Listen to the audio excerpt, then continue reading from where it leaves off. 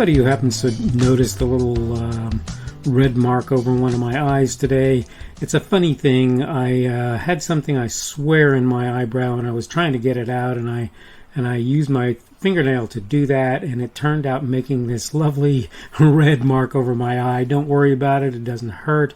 Obviously, if you think there's something I need to know about it, you can always tell me, but I kind of doubt that that'll be the case. I think what will happen is over the course of time, it'll work its way out. I wanted to talk today about a subject of rolling the dice on the Daily Summation from Kurt's Religion and Politics. I'm your host. I'm Kurt, and today is Saturday, the 2nd of October of 2021. Welcome to everyone who's here on Rumble, on the podcast, and on YouTube. Remember, Rumble is my preferred platform. And again, the subject for today is rolling the dice, and I'm going to take a minute to go through my notes to give you an idea of basically what I have to say about that idea. I think some folks are aware that as a young man, for about 8 years, I resided in a couple of places in Australia. The places I lived were at least somewhat off the beaten track. We're not talking about Sydney, Canberra, Adelaide, or even Perth.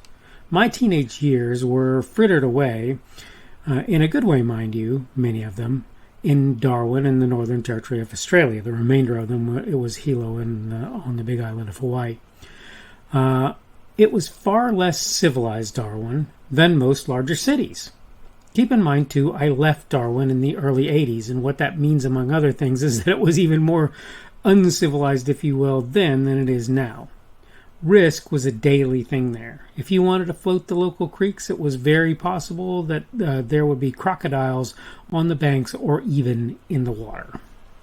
I used to frequent a beach, Nightcliff Beach, that for at least parts of it, maybe the whole thing, you had to climb down to the beach from a fair ways up. It felt to me like a cliff. I don't know if other people would agree with that, but that's what it seemed like to me. It wasn't as horrible a slope as a lot of cliff-type surfaces, but it was fairly straight up and down. Now, there were pathways which made it easier.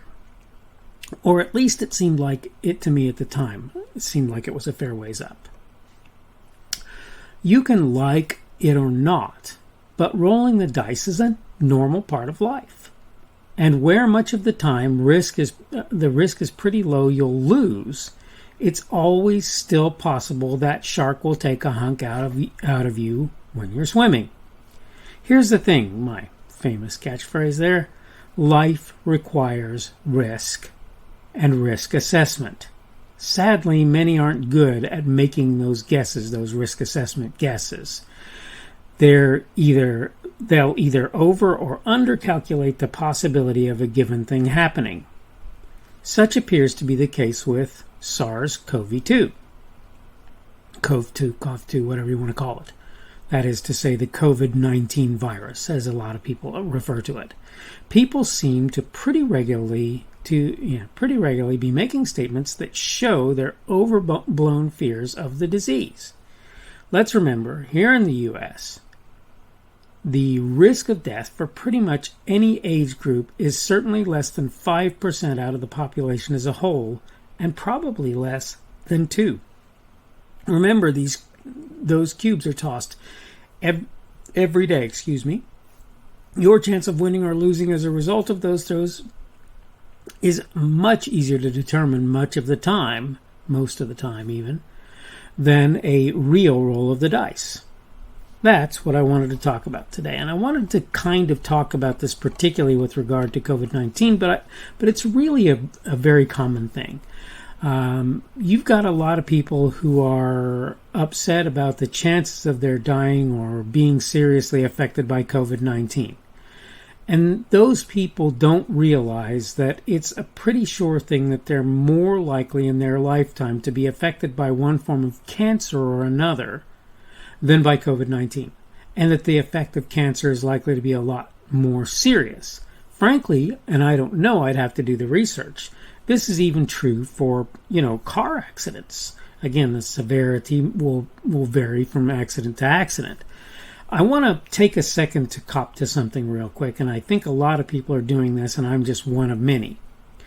I want to point out that when I give you percentages, for example, mortality percentages for COVID-19, those percentages are based on the population as a whole, and I say that as a regular thing.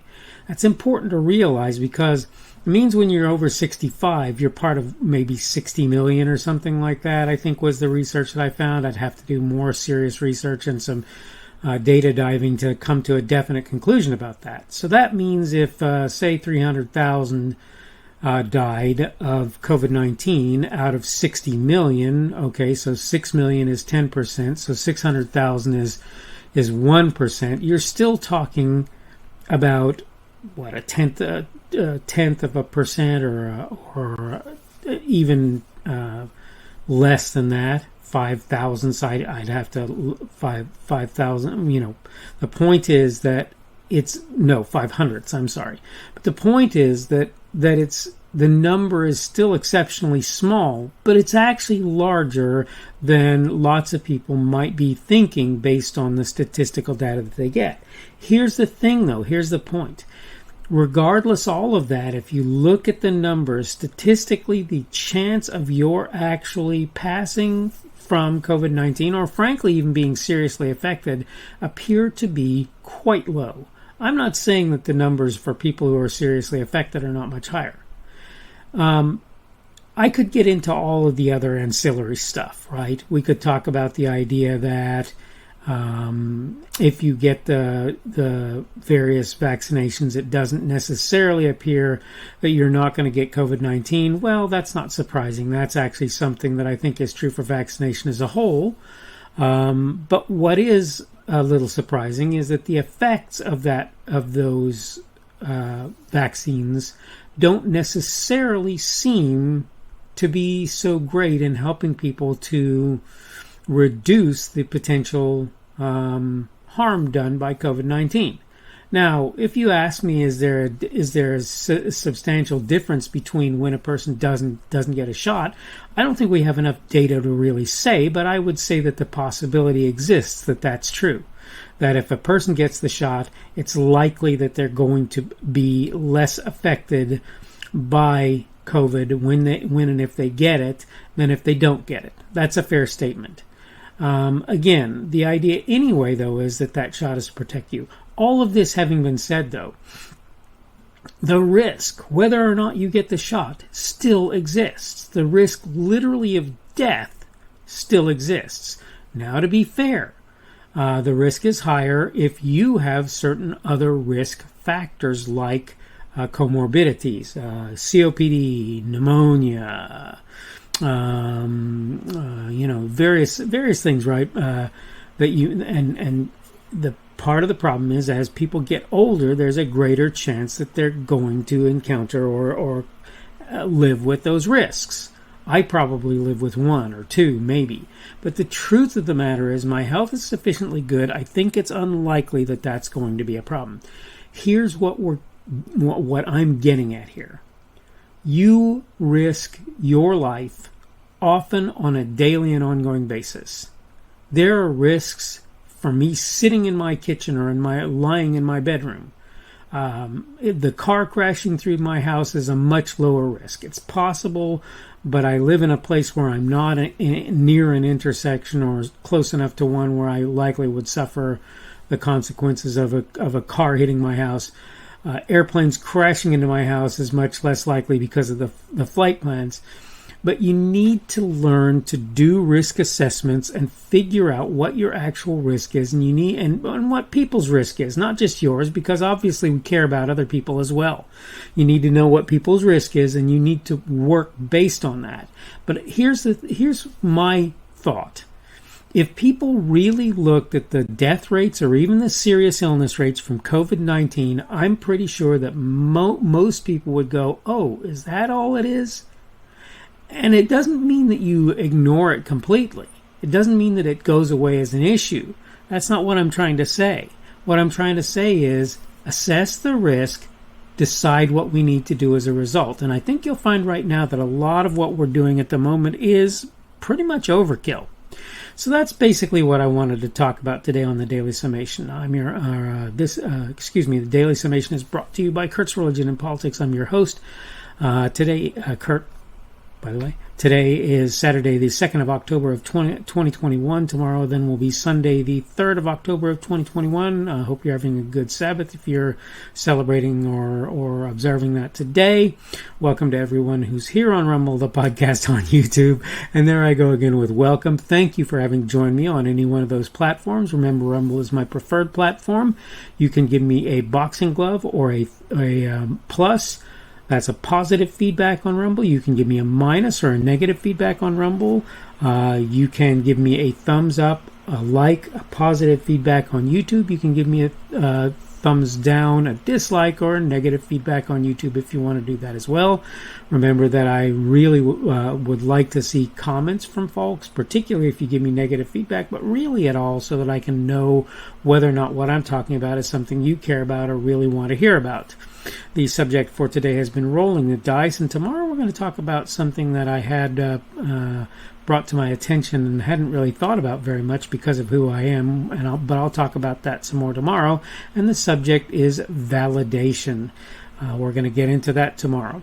Hope you're having a good day today. Hope everything is going well for you. As I say, if you're observing the Sabbath, hope that's going well for you. And hopefully we will see you again on Sunday's edition of the Daily Summation from Kurt's Religion and Politics.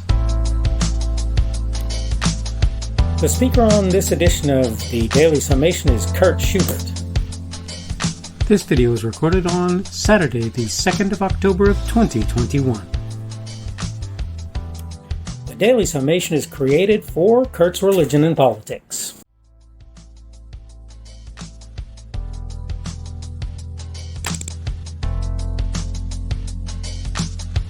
Thanks for watching this edition of the Daily Summation from Kurt's Religion and Politics. I hope you found it entertaining or instructional, or maybe both. If you want to see more from me, you can go to blogs.kpschubert.com. That's blogs.kpschubert.com. I am on Twitter, Parler, and Minds.com. My handle on each of those is @kpschubert. That's @kpschubert. I have a Rumble and a YouTube channel. They are the Kurt's Religion and Politics channels on Rumble and YouTube. I have a Facebook page. The Facebook page is Kurt's Religion and Politics as well. I am on Patreon. If you want to support me, that's one of the better places you can do that. And you will find me at Kurt's Religion and Politics on Patreon. I have a podcast. The podcast is podcasts with an S. .kpschubert.com. That's podcasts.kpschubert.com. I think you should be able to find me with relative ease on Apple Podcasts, Google Podcasts, and Spotify as well. The best way I find to do that is to look for Kurt's Religion and Politics. You can try to use the Daily Summation. I find that it doesn't work as well as a general rule, but you can always try that. I'm glad to have you aboard today, and hopefully we will see you again tomorrow.